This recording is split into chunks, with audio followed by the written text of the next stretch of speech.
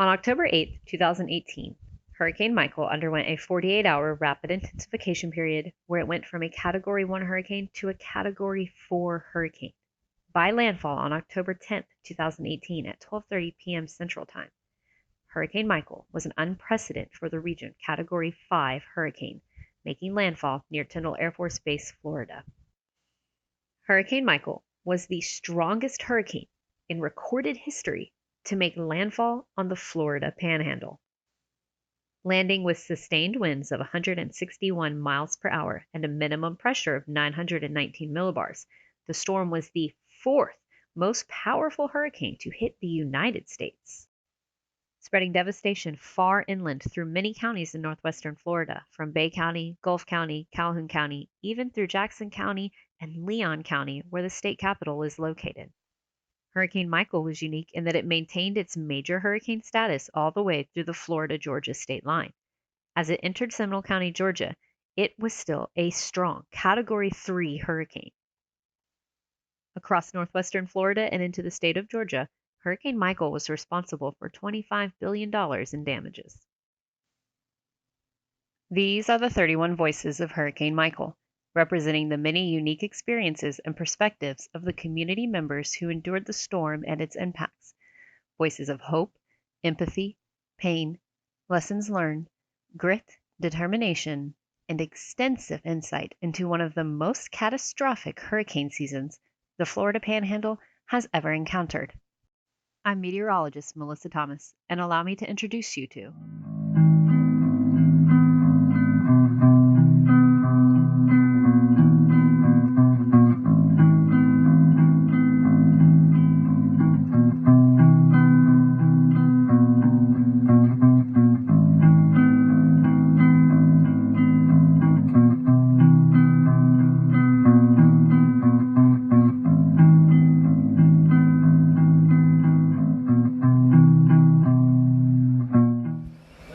Hello, I'm meteorologist Melissa Thomas, here with more voices of the Hurricane Michael's Voice Project.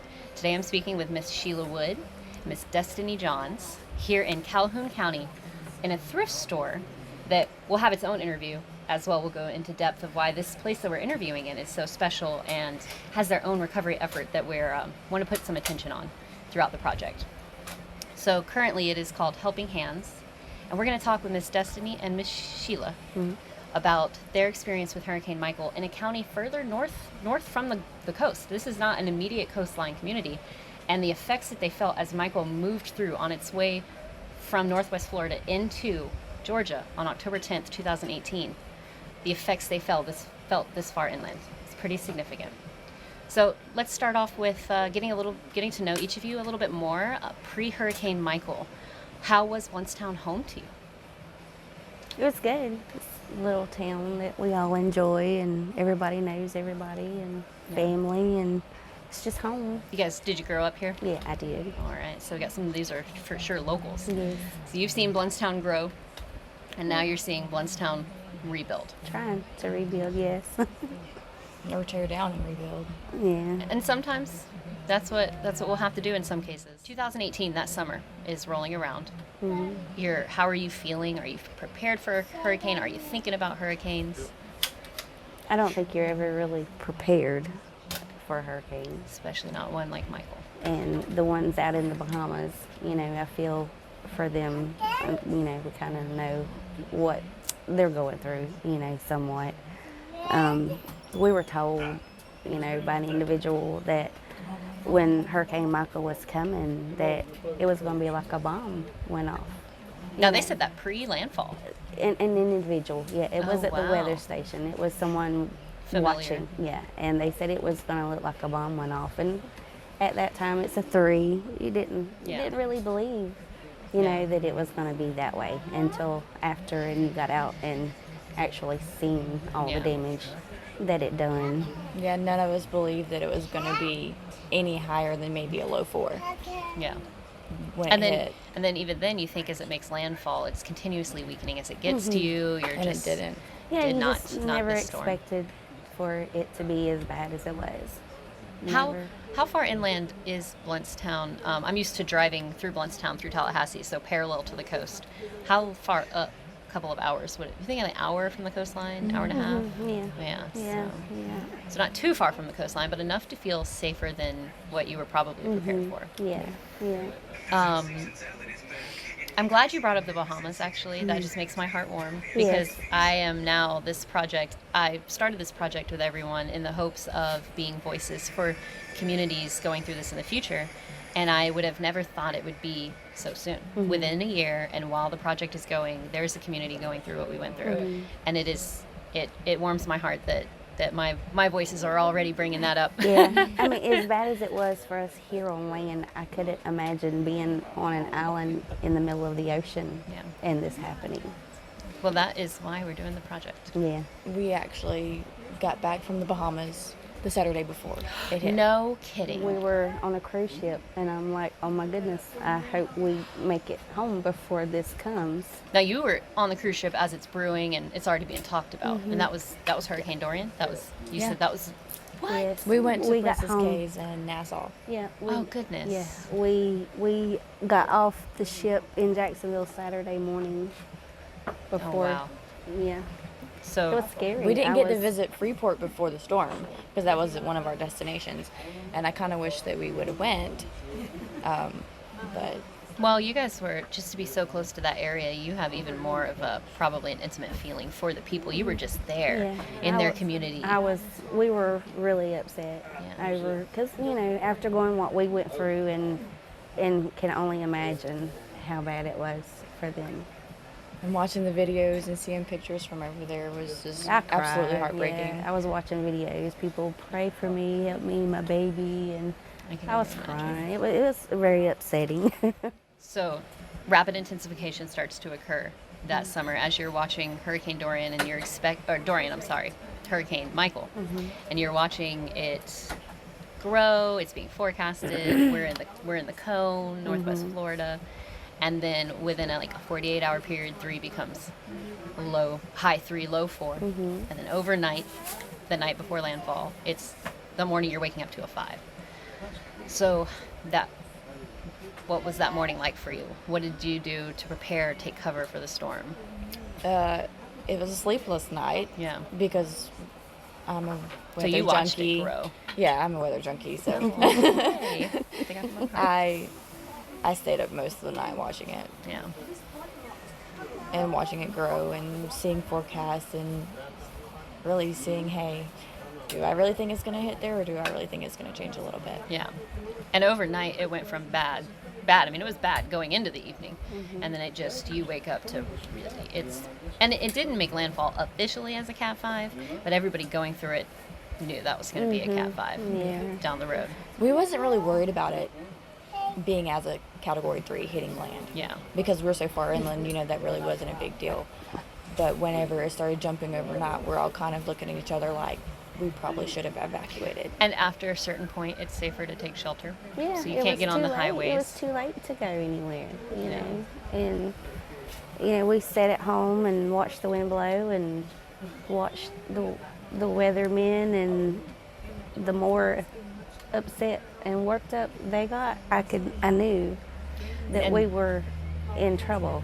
Were you watching, who were you watching, if you don't mind me asking? Do you remember? Was it Justin Justin, Kiefer? yes, girl. I yes. did my internship with him. I was and- watching him, and he freaked out. And he started solid crying. rock. And when I seen the weatherman Yeah. crying that upset, I knew it was going to be really, really bad.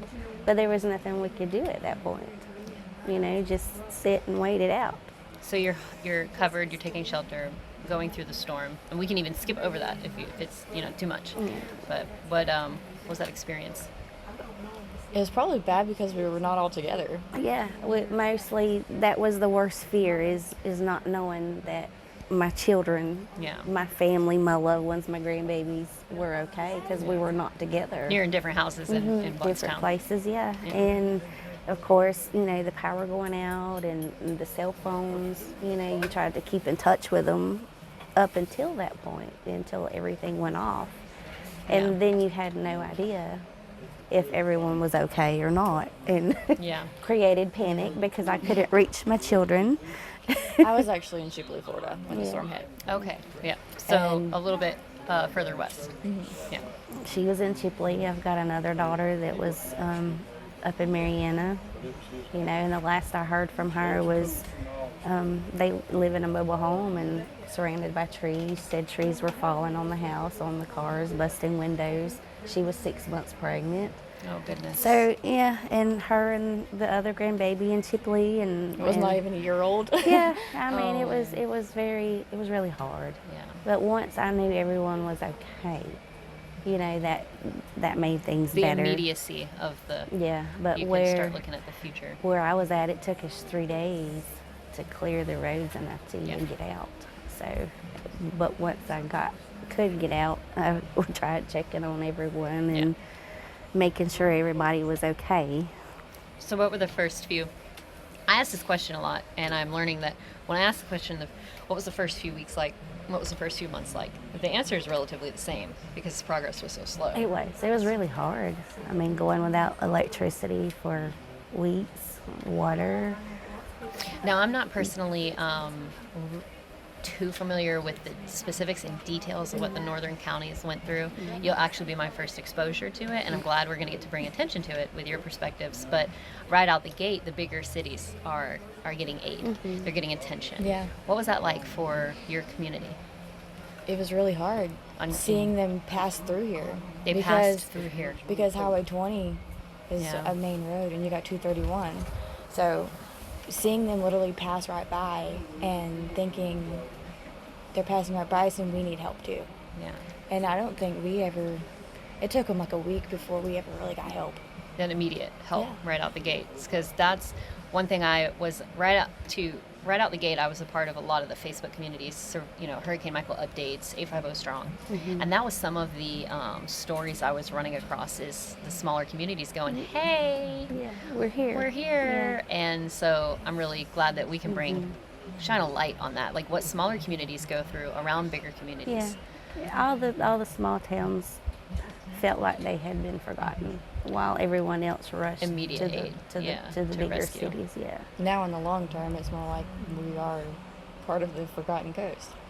We were, I was actually in conversation with someone recently regarding that. The bigger cities feel forgotten. And I said that the smaller communities were never thought of. Yeah. So it's, we at least got that attention right out the gate, that immediate aid and assistance. And now that quieted down and we're forgotten. But for a lot of the counties up north, it's less, you were forgotten right out the gate. Yeah. And it felt like pulling teeth getting Yeah. aid your way. Yeah. There was Grand Ridge, Sneeds, and Mariana, Blountstown, Altha. Altha. Yeah. People just didn't feel like they were. Well, I'm really glad that you guys brought this to the table, because for the project, this isn't something anybody's brought to the table yet. Very unique and very important, I think, that we bring attention to that. Yeah. It's just, no matter the size of the community hit, you've got lots of arteries around that in smaller lot, communities yes. that need just as much aid, just as immediately. Yeah. Well, that and half of us here, we either travel to Tallahassee or Panama City to work. Yeah. So it's not just about being a small town. It's because we have to branch out and go to those places to work and have a living. The sooner you guys can get on your feet, the sooner you can aid the bigger community. Yeah, it should be more of a priority than it probably felt like at the time. Yeah. So how long would you say it felt like before you're on the road to recovery? And it might still be actually, you know what I'm saying? Recovery, how long did you feel like you had steady legs that you could see the effort beginning to move forward? Well, immediately, really. Yeah. Because even though we didn't have help from Bigger. agencies or anybody coming to help, these small these small towns gathered together right after the storm. We helped one another. You had neighbors helping neighbors. I mean, even being in Chipley, there was 5 or 6 people in pickup trucks with chainsaws running down each street No, cutting. You know it. And I felt bad because I didn't have a chainsaw out there helping. Yeah. Well, I'm sure you contributed in many different ways, because every helping hand that's cutting through trees is being taken away from something else that can be done. And everyone was flooding in to Yeah. fill those voids. They couldn't wait for others to come in, you know. Yeah. We would have still been sitting and stuck in the woods somewhere. Yeah. You know, so everybody just banded together, and trucks and chainsaws and water and food. And, You got to really see what mankind's capable of. and there was people that came and set up food places here in town that fed people, and we volunteered there, and it was just there was a lot of bad came out of Michael, but you also seen a lot of good as well, people coming together to help one another, and I think that's what made it bearable, was the community coming together to help one another. I like to shine a light on that every time it's brought up, is that Michael took a lot away from us, but the storm gave us insight into what we're each of us is capable of, and that can never be taken away. Yeah. You will always have that. Yeah. It was fend for yourself. Yeah. Yeah. Martial law in most places. Even. Yeah. I mean, there was bad, but there was also good, you know, in the whole mix of everything. So how has the year been recovery-wise? It's getting there, I think, slowly but surely. Now, we're coming up on the 1-year anniversary, and there's a lot as far as recovery goes that is still I mean, just feeling probably for some people like they're right out the gate, like you're just at the starting line. I hear there are still people in mobile homes with a tree through it, with tarps trying to live. I don't doubt it. Yeah, and you know, there's a lot of places that were destroyed that's no longer here. Some people are able to rebuild, some people aren't. I don't think there was enough aid to help those that really needed it the most. That's an important part of recovery, is how fast you can hit the ground running. And a lot of, I know a lot of different stories and experiences entail that they probably would have fared better if they had the resources and assistance to get started right out the gate. Yeah. So when we're coming up on a year anniversary and you still have a tree through your home, Yeah, I mean, that's ridiculous. Yeah, it really is sad. It really is. There's actually a house right down the road that's getting a new roof on today. There's roofers on the roof right now. a year after the storm. It's been slow for a lot of people.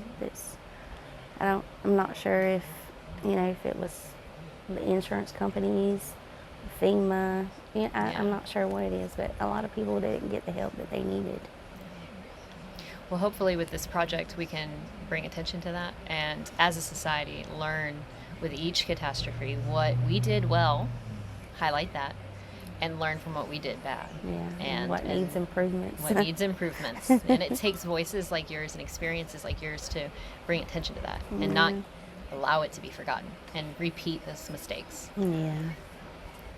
I actually did some of the storm cleanup. I worked with Metric after the storm. I started working in November with them up until March. Now that was the kind of the big contracting companies that were going around like moving the debris, like the big trucks and the. Yeah. What was that like?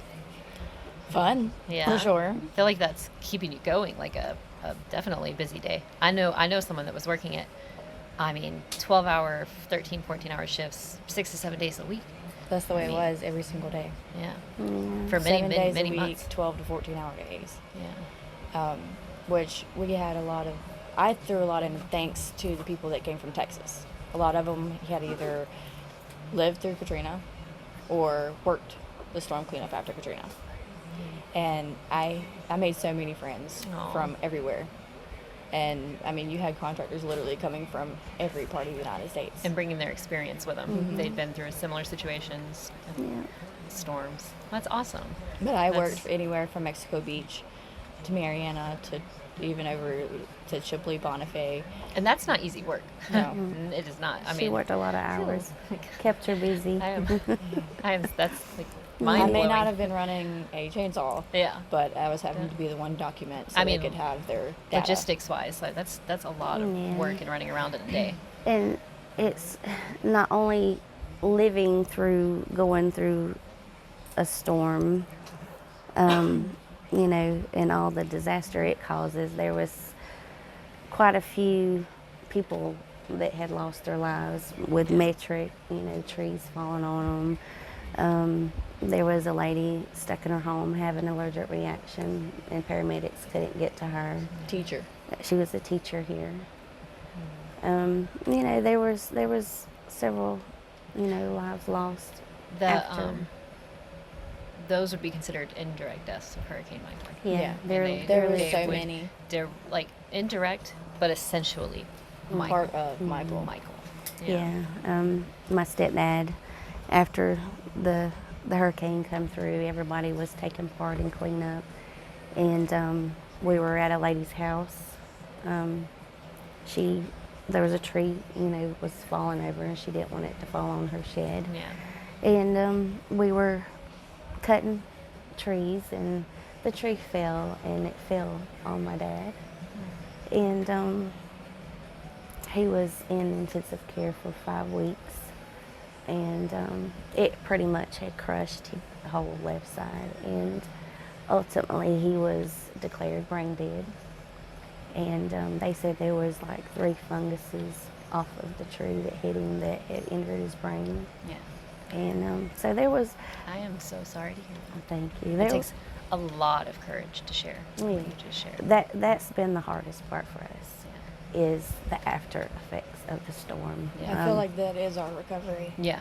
It is. Hurricane Michael moved through relatively quickly that day, but Yeah. Hurricane Michael has stuck around for a long time since Yeah. then. There For the was- rest of our lives. Yeah. Since the storm.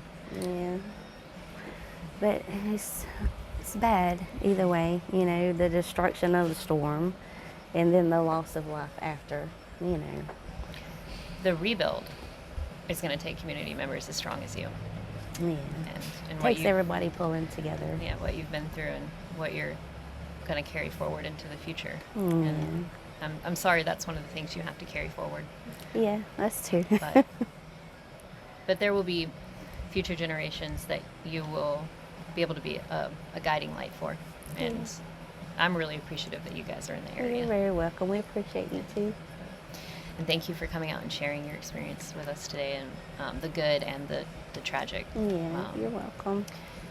And I hope that your recovery continues as best as possible, and healing just floods its way to you as much and as often as it can. Thank you. Thank you. Thank you.